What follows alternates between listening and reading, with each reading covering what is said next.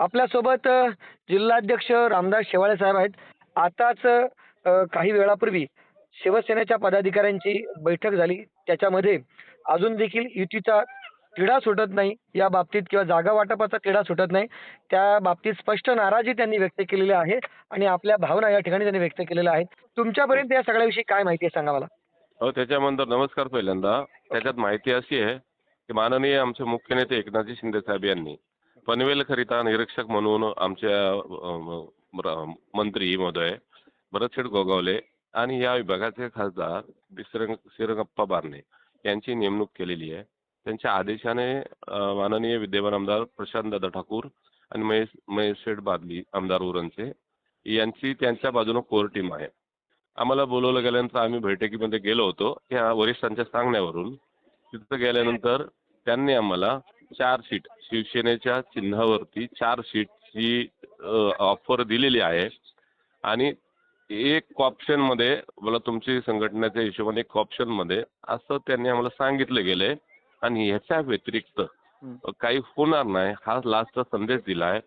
हा सर्व संदेश आमचे मुख्य नेते यांचे जे निरीक्षक नेमलेत ते भरतशेठ गोगावले असतील आणि श्रीरंगप्पा बारणे असतील यांना सगळा अहवाल सांगितला. कारण हे ठरवण्याचा अधिकार त्यांना आहे.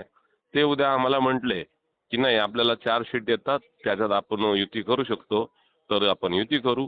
ते बोलले नाही आपल्याला एवढं समाधानकारक सीट नाही आहेत. ते बोलले आपल्याला सेपरेट जायचं तर सेपरेट जाऊ. परंतु हे ठरवण्याचा अधिकार मी जिल्हा प्रमुख माझ्याकडे नाही आहे.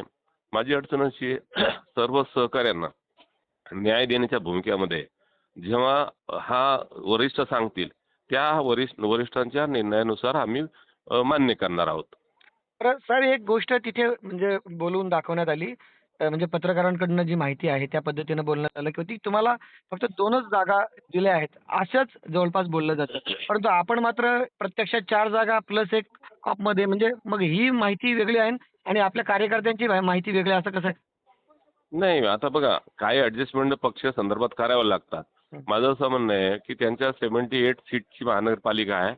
त्याच्यापैकी 65 त्यांचे शेतकरी कामगार पक्षात आलेले आणि त्यांचे स्वतःचे असं त्यांच्याकडे बलाबर 65च आहे. त्याच्यानंतर उरले 13 संपूर्ण महाराष्ट्रामध्ये ज्या उर्वरित जागा आहे की ज्या स्टँडिंग सीट सोडून त्याच्यातच वाटाघाटी आपल्याच पनवेलमध्ये नव्हे तर सगळे राज्यामध्ये ज्या सीट शिल्लक आहे त्याच्यावरती वाटाघाटी चालू आहे. मग 13 जागाच्या माध्यमातून मग आता त्यांना मित्रपक्ष अजून आहेत. RPI आहे, परत राष्ट्रवादी आहे, शिवसेना आहे. ह्या तिन्ही पक्षांचं समतोल बांधण्यासाठी त्यांची अडचण त्यांनी आम्हाला बोलून दाखवली आणि हे रास्त आहे. मग आता त्या 13 सीटपैकी आपल्याला किती द्यायच्या त्यांना राष्ट्रवादीला किती हा त्यांचा प्रश्न आहे. पण ज्या आपल्याला द्यायच्यात ते त्यांनी सांगितलं की असं असं तुमच्या संदर्भात होऊ शकतं. दुसरी अडचण अशी आहे की राष्ट्रवादी मागच्या वेळेला 2 स्टँडिंग त्यांचे सीट होते. आमच्या महानगरपालिकेमध्ये मागच्या वेळेला सीट नव्हते. पण त्यांच्यापुढे दुसरी अडचण अशी आहे जर आपली एक सीट नाही आहे तरी आपल्याला 4 देतोय तर राष्ट्रवादीच्या 2 सीट आहेत तर मग त्यांना किती द्यावात हा पेच त्यांच्या समोर आहे. साहेब वेळ मात्र म्हणजे आता अजिबातच राहिलेली नाही. उद्यापासून म्हणजे आता शेवटचाच दिवस एक प्रकारे राहिलाय उद्याचा आणि परवाचा. मग हा वरिष्ठ अशा उद्या वेळेला जर अजून देखील सुटत नाही निश्चितच मग तुमचे जे आहे वरिष्ठ निर्णय उद्याच्या उद्या हा वरिष्ठ निर्णय घेऊन कळवतील. त्या निर्णयाप्रमाणे आम्हाला चालावं लागेल. ओके. धन्यवाद साहेब. धन्यवाद. Thank you very much. Thank you. Okay.